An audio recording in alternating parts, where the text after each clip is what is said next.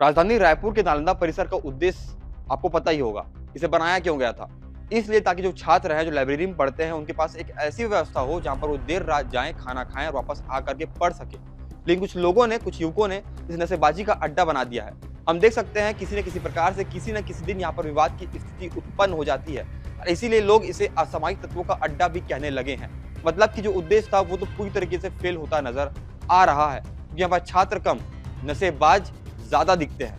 आपको बता दें कि बीती रात अंजन पांडा, एक एमबीबीएस का छात्र, खाने के लिए वहां पहुंचा था और इसी दौरान उसका जो झगड़ा है वो दूसरे गुट के युवकों के साथ हो जाता है और युवक जो थे वो नशे में थे और इसी दौरान वो उसके ऊपर टूट पड़ते हैं और उसे इतनी बुरी तरीके से पीटते हैं कि उसके ऊपर गंभीर चोटें भी आती हैं, उसे कपड़े भी फाड़ दिए जाते हैं। इसके बाद जो अंजन है वो जाकर के लिखित में शिकायत दर्ज कराता है। लेकिन हम आपसे पूछना चाहते हैं कि जो नालंदा परिसर है उसका उद्देश्य क्या था, लेकिन अब जो है उसके अंदर काम क्या हो रहा है, आप बता सकते हैं कमेंट बॉक्स पे।